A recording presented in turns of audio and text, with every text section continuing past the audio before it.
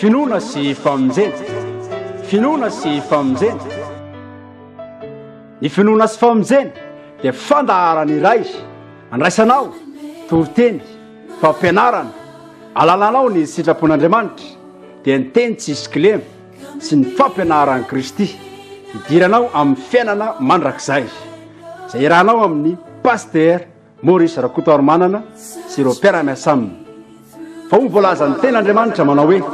izay rehetra mitarika nefa tsy mitoetra amin'ny fampianaran'i Kristy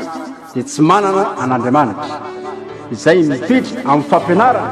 dia izy no manana ny ray sy ny zanaka epistily Jaona faharoa andininy fahasivy.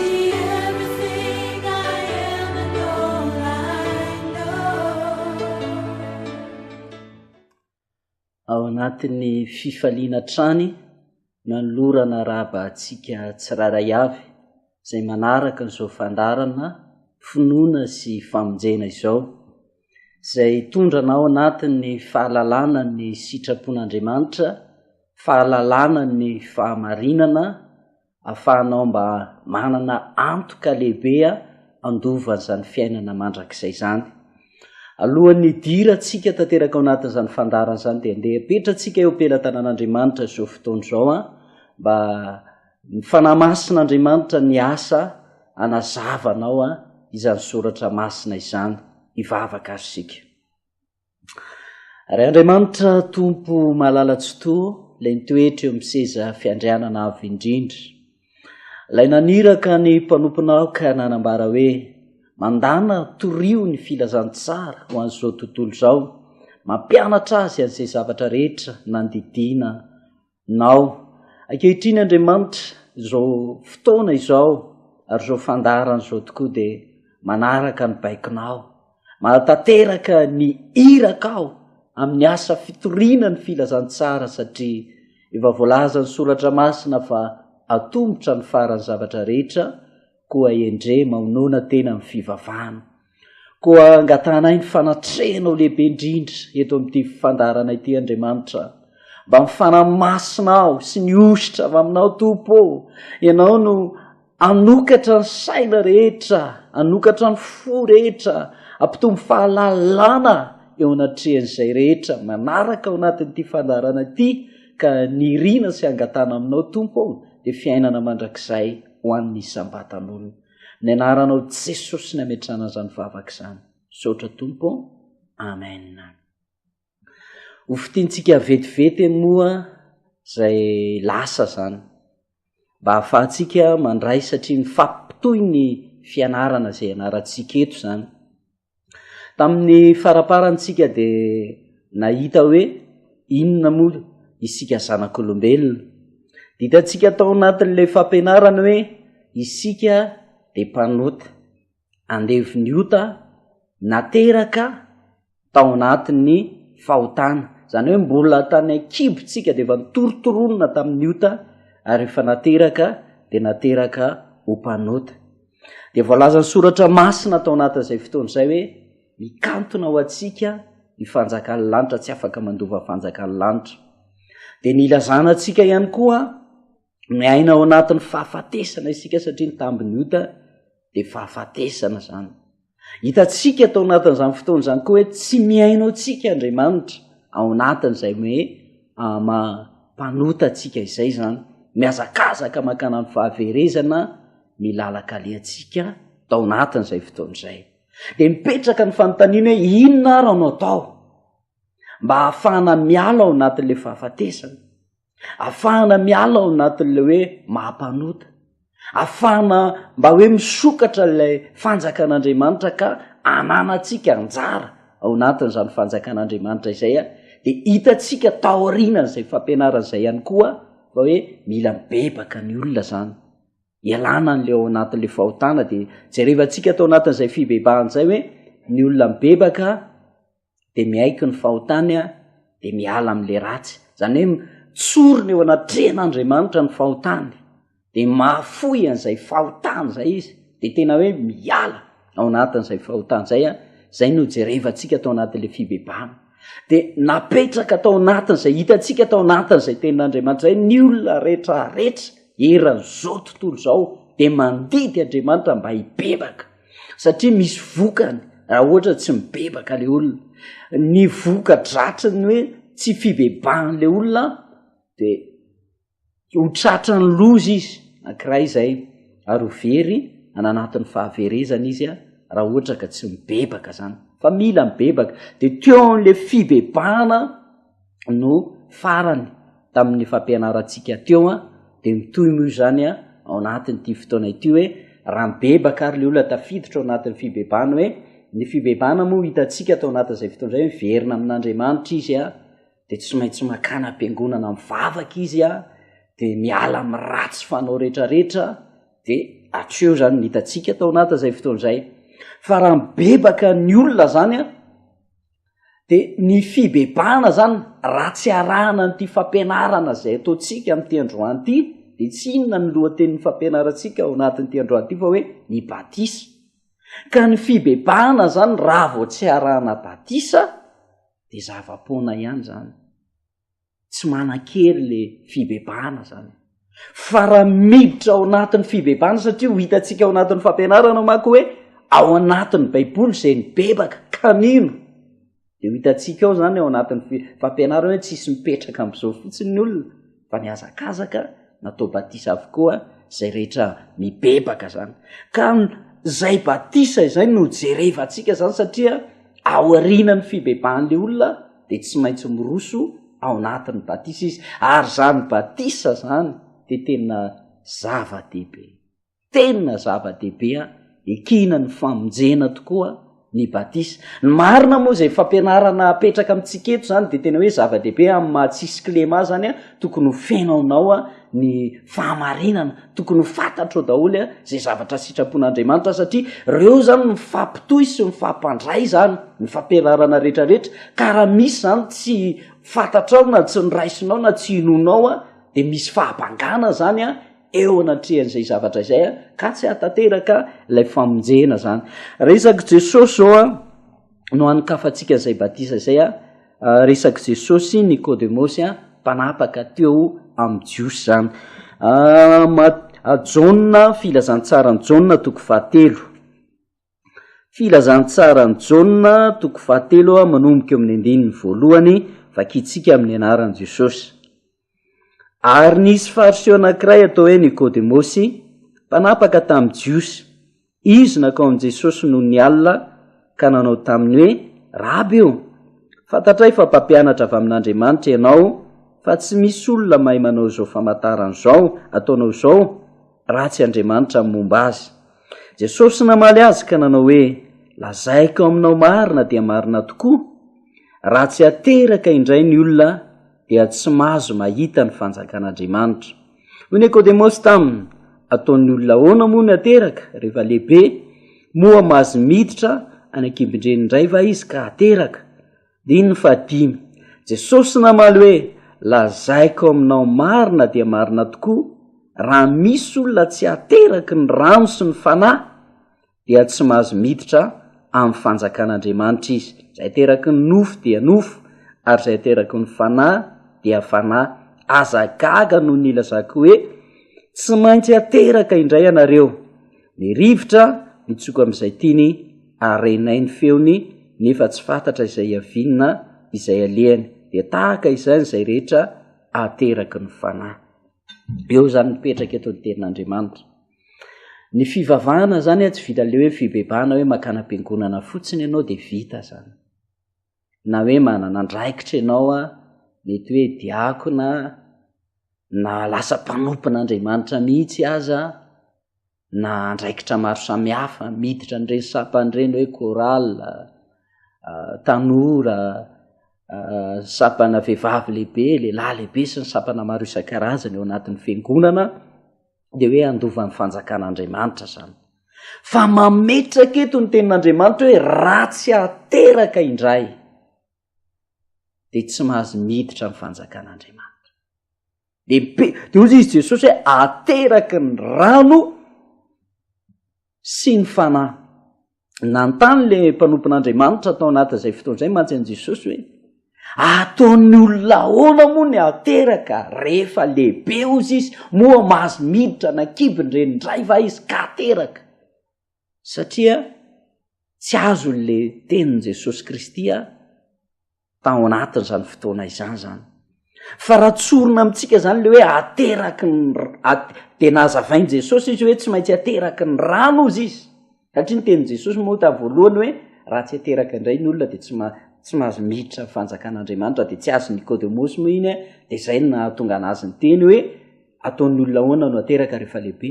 de nena nazava kokoa zany Jesosy hoe ateraky ny rano sy ny fanahy fa zay ateraky ny nofo izy izy de nofo zay le tsika le hoe ateraky ny nofo zany de nofo zany tamin'iny fa eto zany raha te ho any an-danitra de tsy maintsy hoe ateraky ny rano sy ny fanahy araka ny teny Jesosy zay ny olona vao mahazo miditra ny fanjakan'ny lanitra hitatsika zany le hoe tsika nateraky ny nofo iny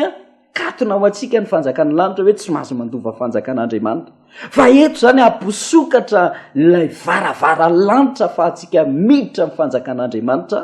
de tsy maintsy miditra n'izay atao hoe ateraky ny rano sy ny fanahy ny ateraky ny rano moa de hoe batisany rano ny ateraky ny fanahy batisany fanahy masina zany hoe rehefa tsy atao batisa amin'ny rano zany ny olona de tsy tafiditra ny fanjakan'ny lanitra na de manana fanantenana ho any an-danitra azy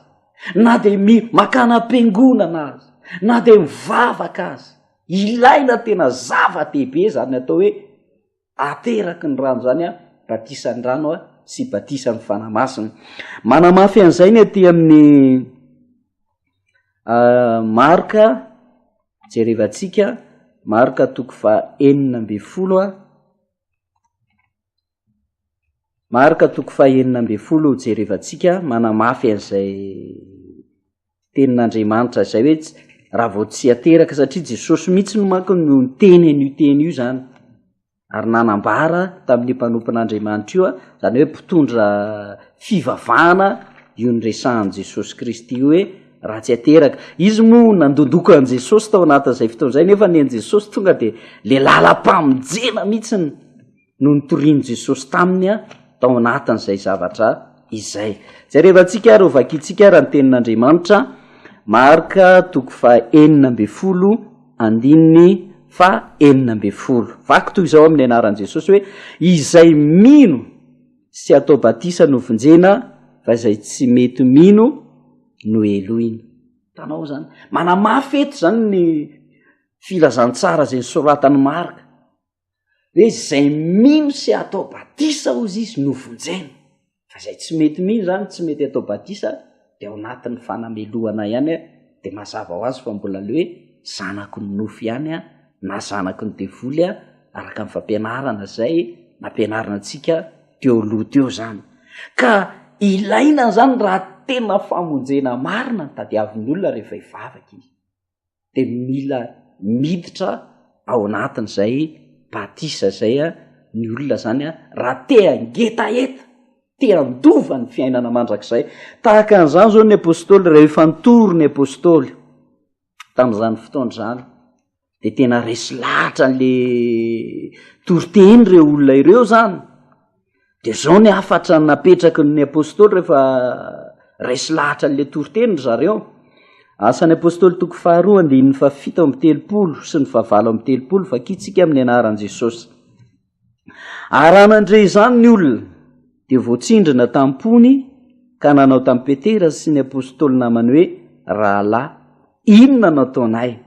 ary Petera taminy beba ary ka samy atao batisa amin'ny anaran'i Jesosy Kristy ianareo atreo ihany aloha zany eto zany rehefa nitoriteny ny apôstôly de hoe voatsindrona ozy izy zany hoe nakasika an'le olona le fitoriana filazantsara fitaomana ny olona ao anatin'ny famonjena de ozy izy hoe inona raha no ataonay de nametraka reo apôstôly reo hoe ny ataonareo de mibeba araka lefa voalaza tery aloha hoe tsy maintsy mibebaka de rehefa zany ozy izy de aoka atao batisa zany hoe naprisika zany hoe Jesosy zany nanomboka nitory an'izay hoe batisa zay lalana idiran'olona amin'ny famonjena de nahatanteraka an'izay koa ny apôstôly tao anatin'izany fotoana izany. Andeha ho jerevantsika amin'izay ary izay rehetra mibebaka tao anatin'izany fotoana izany dia natao batisa avokoa. Tamin'ny voalohany aloha mbola tsy tonga ary Jesosy fa Jaona no mialoha lalana an' Jesosy tory an'izay fibebahan'izay dia rehefa ho jerevantsika hoe rehefa mibebaka ary ireo olona ireo ka nino dia mipetraka amin'izao fotsiny ve dia ho voavonjy fa ovakitsika raha ny soratra masina Matio 7:15. Matio 7:15 vakina amin'ny anaran'i Jesosy ary Jerosalema sy Jodia rehetra mba ny tany rehetra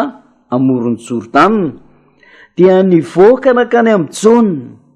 ka natao batisa tamin'ny on'ny Jordana ireo rehefa niaiko ny fahotana. Teto zany rehefa tory Jaona tory an'izay fibebahana izay dia rehefa nandrehan'ilay fitoriana ireo olona ireo ka resy lahatra zany dia mibebaka satria eto ny tenin'Andriamanitra hoe rehefa niaiko ny fahotana ozy izy ireo olona ireo.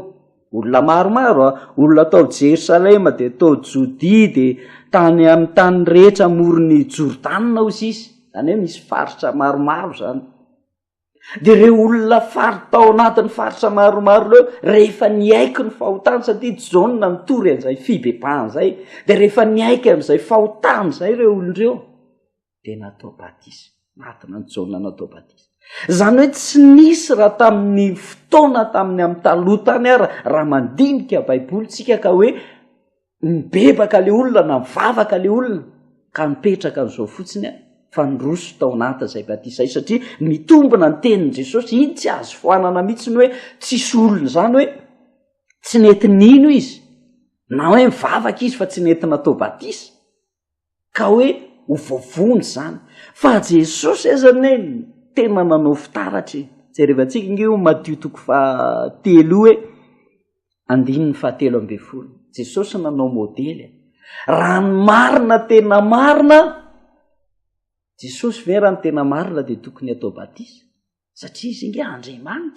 Andriamanitra tonga nofo tsy mikasika ota ary tsy zanako ny nofo izy fa nateraky ny fanahy. Jesosy zany ny hafa indrindra natera behivavy rehetrarehetra. Izay natera behivavy dia nateraka tamin'ny nofo avokoa notorotoroina tamin'ny ota tao akibo. Fa Jesosy tsy tahaka izay fa tao akibo izy dia nitorotoroina tamin'ny fanahy ary na dia nofo ary izy dia nateraka tamin'ny fanahy zany. Tsy mitovy amin'ny olona mihitsy kanefa mba ho modely izy mba ho marina ny teniny izay napetrany hoe raha tsy atao batisa ny olona dia tsy andova ny fanjakan'Andriamanitra dia hoe amin'ny manofo azy dia nanaiky nanatona ny Jaona izy natao batisa. Jerevantsika inge Matio 7:17. Vaky toy izao manomboka amin'ny 7:17 amin'ny anaran'i Jesosy hoe ary tamin'izany Jesosy dia avy tany Galilea ka tonga teo amoron'ny Jordana dia nanantona ny Jaona izy mba atao batisa. Jereo fotsiny ange zany hoe lasa izy nanantona ny Jaona mba ataony Jaona batisa. Eo amin'ny 14. Fa Jaona nanda azy ka nanao hoe izany tokony ataonao batisa ka ianao indray va no makaty amiko. Fa namaly Jesosy ka niteny hoe ekeo ihany ankehitriny fa izao no mety amintsika ahatateraka ny fahamarinana rehetra ka dia nekeny. Jaona zany ohatrany hoe sandaikatra ihany Jaona satria Jaona le nitory an'i Jesosy hoe indro ny zanak'ondrin'Andriamanitra na izaza tsy mendrika ny ame fiekapany akory amamy fiekapany akory. Dia nefa ny Jesosy ny raisiny lehibe no nanantona azy mba ao ataony batisa dia ohatrany hoe sandaikatra izy dia nanda izy tao anatin'izay fotoana izay hoe zany tokony ataonao batisa ka ianao indray fa zao no lazain'i Jesosy hoe ekeo ihany ankehitriny mba hatateraka ny fahamarinana rehetra. Andresy lahatra zany Jesosy hoe mba hatateraka n'le fahamarinana zany hoe ny fahamarinana ho ataonao zany ianao le bebaka io, ianao le hiala amin'ny ratsy, ianao le hivavaka, ianao le hanompo an'Andriamanitra, zay natao hoe fahamarinana zany, ianao manolo teny eo anatrehan'Andriamanitra ka miezaka nanao ny tsara, miezaka katony tenin'Andriamanitra, ezaka andeha amin'ny fahamendrehana rehetrarehetra zany. Zay le fahamarinana, mba hatateraka zany, mba hampisy akona izany fahamarinana zany, mba hatena hoe hampisy lanjany an'izany fahamarinana ataonao zany, de tsy maintsy mirotsaka iny, mba hatateraka, mba ho tateraka le fahamarinana sy le zavatra tenin' Jesosy ihany koa, de izy ny modely natao batisa tao anatin'izay fotoan'izay satria tena zava-dehibe izany batisa izany tao anatin'izany zavatra zany. Ka ho jerevantsika amin'izay ary ho tohizantsika ihany le fanazavana teo hoe zay nino rehetra de natao batisa tao anatin'izany fotoana izany. De jerevantsika ngeny asan'ny apôstôly 9:10. Asan'ny apôstôly 9:10 andiny 4:10. Vakina amin'ny anaran'i Jesosy. Ary nisy vehivavy atao hoe Lydia, mpivarotra lamba volomparasy avy tanànan'ny Tiatira, izay nivavaka tamin'Andriamanitra, dia nieno izy, ary ny tompo nanokatra ny fony hitandrana ny teny izay nolazain'i Paoly, ary rehefa natao batisa raha vehivavy mba ny ankonany, dia nangataka izy hoe, raha ataonareo mahatoky amin'ny tompo aho, dia midira ao tranoko ka mitoera aho, dia nanery anay izy. Eo koa zany hitantsika hoe rehefa nitory teny Paoly apôstôly tao anatin'izany fotoana zany, de ozy izy ny tenin'Andriamanitra teo hoe Andriamanitra ozy izy efa nanokatra ny fony mba akato izay rehetra nolazain'i Paoly tao anatin'izany fotoana zany. Tena hoe nakato zany, zany hoe nakato zany tena nanaiky an'le famonjen'Andriamanitra. De rehefa nanaiky izy de anisan'ny tafitatra zany hoe nanaiky ny bebaka izy. De rehefa nanaiky an'le nino sy ny bebaka izy de hitantsika hoe natao batisa ozy izy ny tenin'Andriamanitra.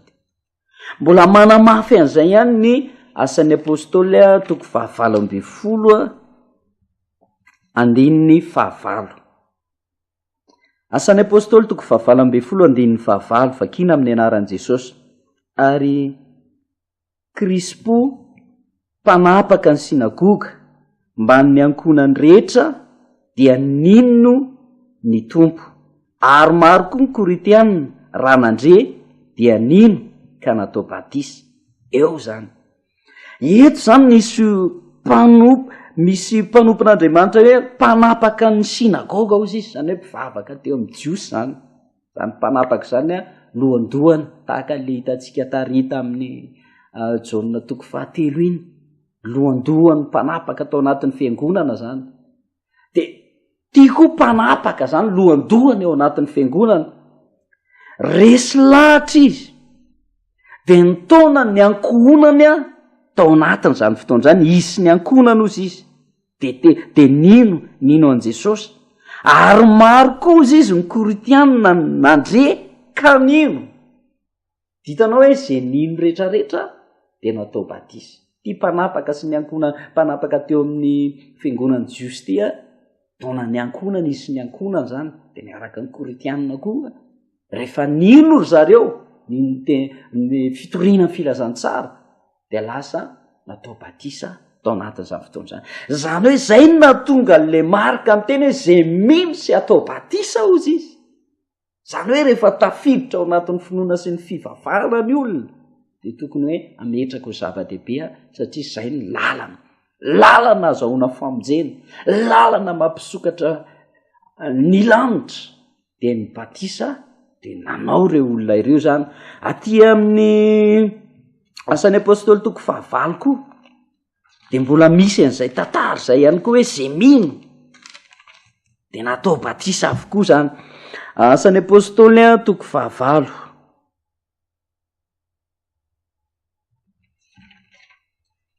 Asan'ny apôstôly 9:9 andininy 12. Vakina amin'ny anaran'i Jesosy. Ary rehefa nino amin'ny Filipo nitorony teny somafaly ny amin'ny fanjakan'Andriamanitra sy ny anaran'i Jesosy Kristy ireo dia natao batisa avokoa na lahy na vavy. Hatreo ihany zany.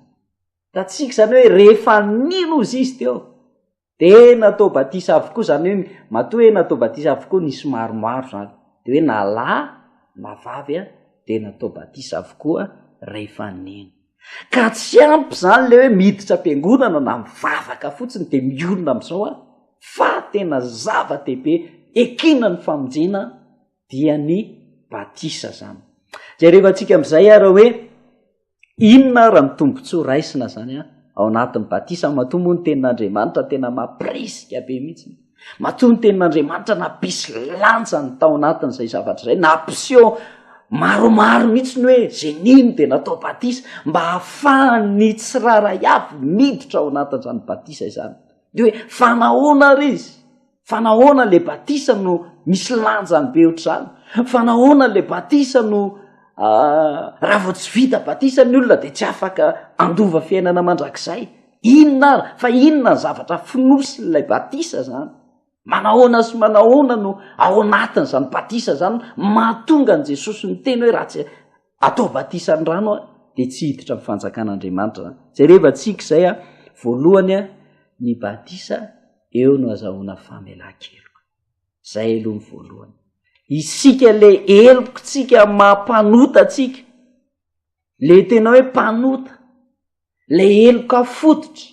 le niaingavana amin'ny Adama sy Eva, le eloka le hoe natera be hivavy atsika zany, naterako ny nofo, de ino no voavela zany? Zany hoe ny Andriamanitra zany araka ny tenin'Andriamanitra hoe tsy mijery ny andro ny tsy fahalalana izy zany. Zany hoe tamin'ny tsy fahalalana ianao mety tena matevi-koditra tamin'ny ota, mpiteny ratsy, mpijangajanga, tena misy aza ny olona noho ny fahotana betsaka zay vitana, de tena reraka ny fanahiny hoe Andriamanitra ve amela eloka ho atsony? Za ve de eken'Andriamanitra tsony ny amin'ny eloka? Fa Andriamanitra zany tsy mijery an'izay ratsy rehetrarehetra taloha, fa manomboka eo amin'ny batisa le izy tonga de fafan'Andriamanitra, satria eo amin'ny batisa io no misy n'le fiasan'ny ràn Jesosy. Eo zany misy an'le fiasan'ny Jesosy, ràn Jesosy, satria ny batisa hitantsika rehefa manaraka eo fa endriky ny fahafatesana izany batisa zany. Ka ny zavatra lehibe finosiny batisa aloha voaloha zany, na inona eloka na matevi-koditra ianao na efa be dehibe ny fahotana zay vitanao, zay ratsy rehetrarehetra zany, ary le fotony ratsy. Ndraindray koa ny olona mieritreritra hoe zange hatramin'izay mba efa niezaky nanao marina, efa tsy niteny ratsy tsy nijangajanga, nanao soa olona. Tsy zay akory manambara fa marina ianao, fa zay natera-be vavy rehetrarehetra de efa araka voalaza hoe mpanota avokoa, manana ota fototra nilovaina hatranan'le Adama sy Eva tany zany. De iny mihitsy no voavela eo anatrihan'ny batisa zany, ao anatin'ny firoson'olona amin'ny batisa. Asan'ny apôstôly toko 2 efa mivakitsika teo zay andininy 7:30 no jerevantsika zany. Asan'ny apôstôly toko 2 andininy 7:30 vakina amin'ny anaran'i Jesosy. Aroy Petera taminy mibeba, ary eo ka samy atao batisa amin'ny anaran'i Jesosy Kristy ianareo rehetra, mba ninona? Mba azo ny famelana ny elokareo. Eo zany, mibeba aoka samy atao batisa ianareo rehetra, mba azo ny famelan-keloka. Eo zany no azahoana famelan-keloka voalohany indrindra raha marina manomboka eo amin'ny batisa. Tonga de zay eloka rehetrarehetra lovana fototra zany.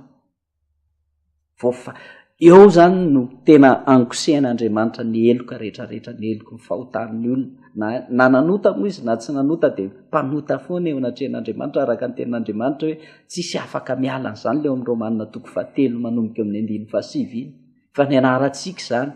hoe tsisy afaka ilazana izany hoe hiala hoe zange tsy mpanota fa tsisy manana afaka mialatsinana izany fa hoe mpanota avokoa izay rehetra na tena-behivavy ka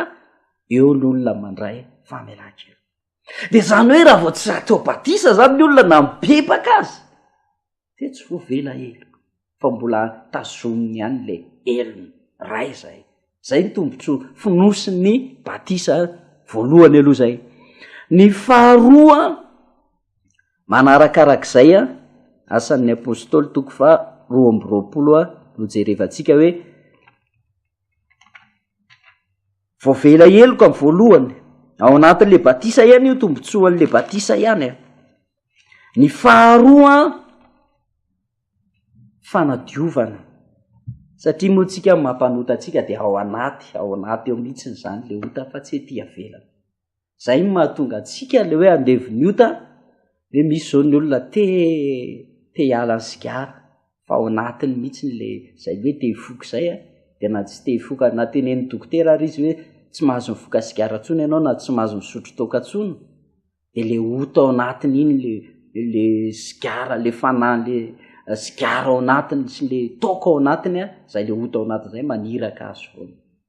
na efa tsy tokony nefa mahatsapy izy fa tsy tokony ianao an'izany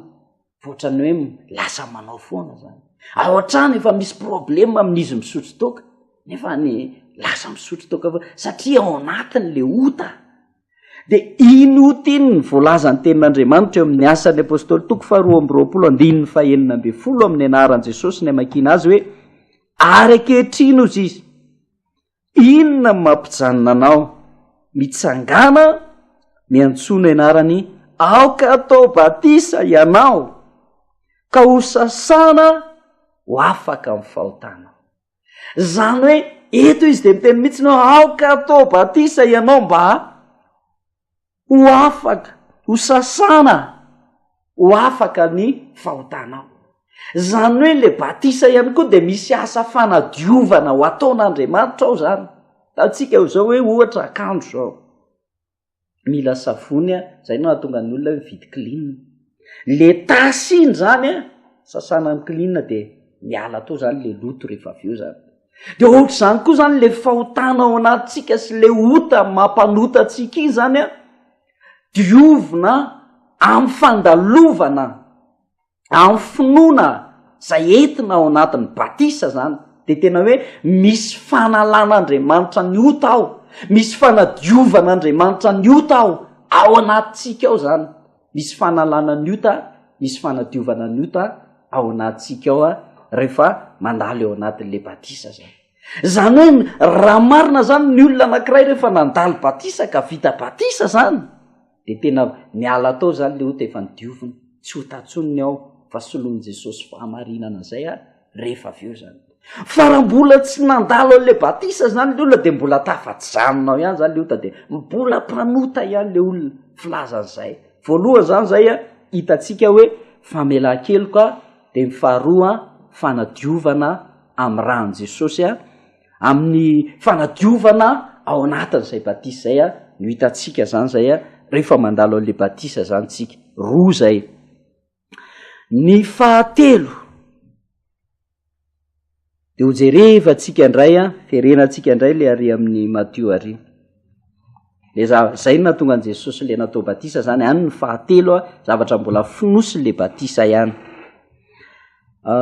Matio 7:19 Matio vakina amin'ny anaran'i Jesosy.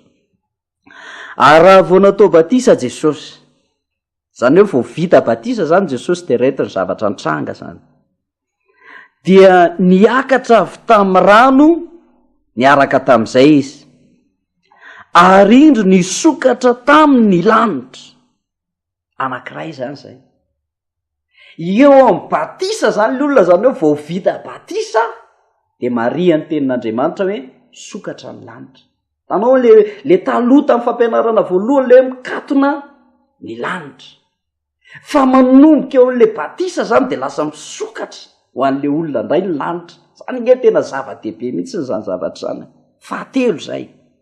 ny fahaefatra raha teo izantsika ihany ny soratra masina efa nisokatra ny lanitra de ozy izy hoe arindro ary hitany ny fanahin'Andriamanitra tahaka ny voromailala ka nakeo amboniny zay ny fahaefatra zany hoe ny tenin'Andriamanitra manko miteny hoe ny fanahin'Andriamanitra ozy izy tsy azo n'izao tontolo zao raisa fa manomboka eo amin'ny batisa zany ny olona de manana zoa andray ny fanahin'Andriamanitra mbola raisantsika manko zay lanjan'izay fanahin'Andriamanitra zay koa rehefa ao anatin'ny fampianarana ihany koa fa efatra zany de zao manana zoa malalaka andray fanahy masina ny olona anankiray ny fahadimy de tohizantsika ihany eo amin'ny andininy fahafito amby folo amin'io Matio toko fahatelo eo andininy fahafito amby folo ary indreo nisy feo avy tany an-danitra nanao hoe ity ny zanako malalako izay sitrako zany hoe manomboka vita batisa zany le olona vo raisin'Andriamanitra ho zanany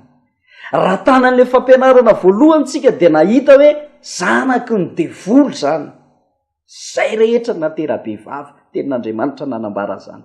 fa manomboka eo amin'ny batisa am'izay zany tsika de raisin'Andriamanitra ho zanak'Andriamanitra zay ny mazava-dehibe an'le batisa ka raha vo tsy nandalovanao le batisa zany de tsisy very aminao daholo ireo zavatra ireo mbola tsy voavela eloko ianao mbola tsy voadio amin'ny fahotany ianao mbola tsy misokatra ho anao ny lanitra mbola tsy manana zoandray fanahy masina ary mbola tsy zanak'Andriamanitra vetao na de mivavaka azy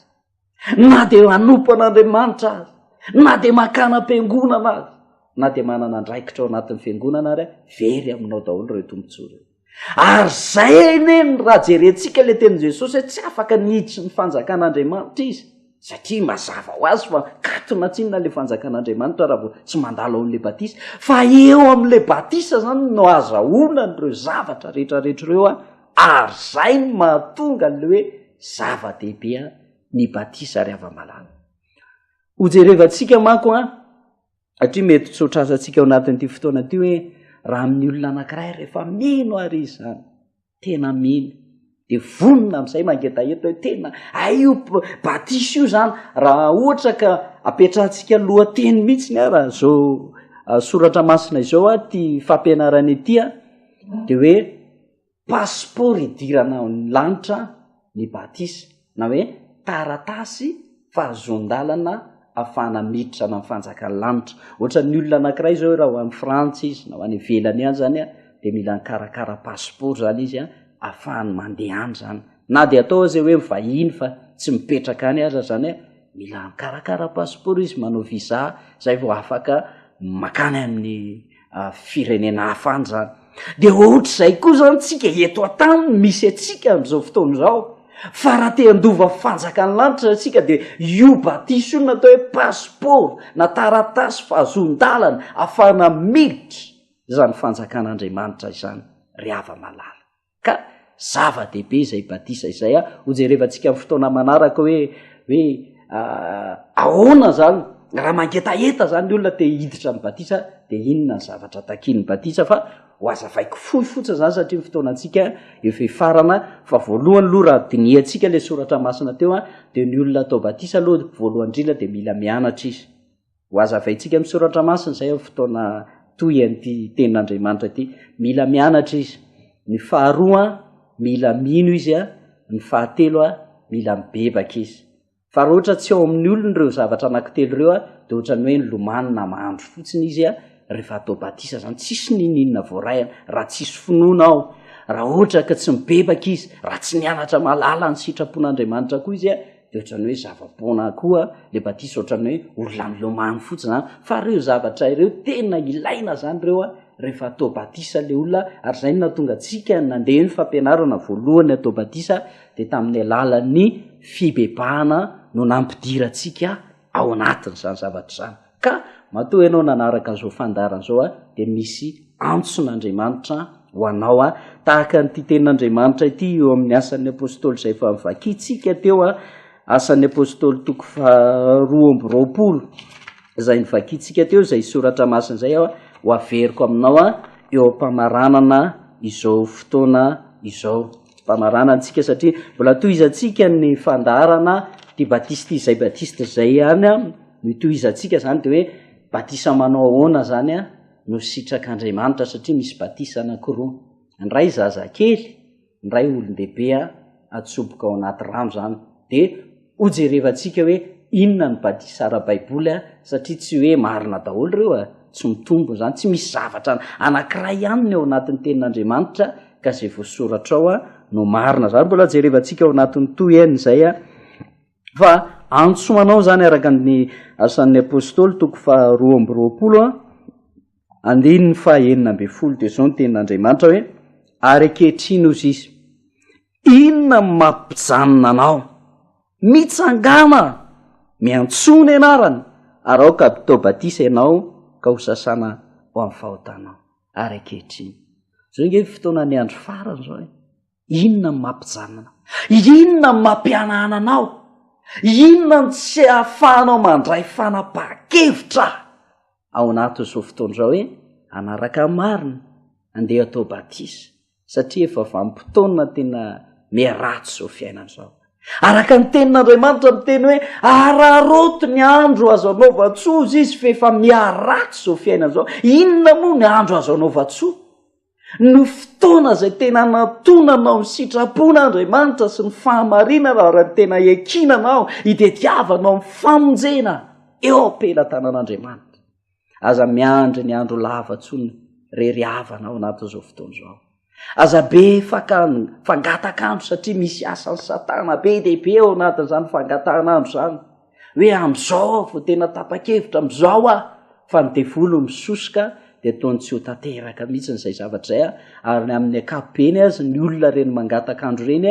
ny fahafatesana ny tonga voalohany fa le fanapahan-kevitra tsy tanteraka mihitsiny de manjary lasana ny fahaverezana ihany rehefa aveo fa raha mbola men'Andriamanitra tombonandro ianao afaka nahita n'izao fampianarana zao afaka nijery n'izao fampianarana zao de tadio fa misy antson'Andriamanitra ho anao ny ananarahana ao amin'ity fandarana ity mbola fitiavan'Andriamanitra lehibe ho anao koa nandrenesanao zao fampianarana izao ka hoe fotoana zay tokony andraisanao fanapahan-kevitra zao miazaka za raha mbola tsy mibebaka ianao de mibebahaingana ndao ivavaka manantona an'Andriamanitra manolora tena andeha anaraka ny sitrapon'Andriamanitra ny fahamarinana ny teny tsisy kilemy fampianaran'i Kristy ao anatin'izao fotoana zao meteza iroso ao anatin'izany batisa izany koa mba ho famonjena ao anao ity fampianarana ity ary mba andovan'izany fiainana mandrakizay zany koa ianao eny ivavaka ary sika marana n'izao fotoana zao nondrika alohantsika saotra eo am-pelatanan'Andriamanitra saotra betsaka eo am-pelatananao ry tompo Andriamanitra avy indrindra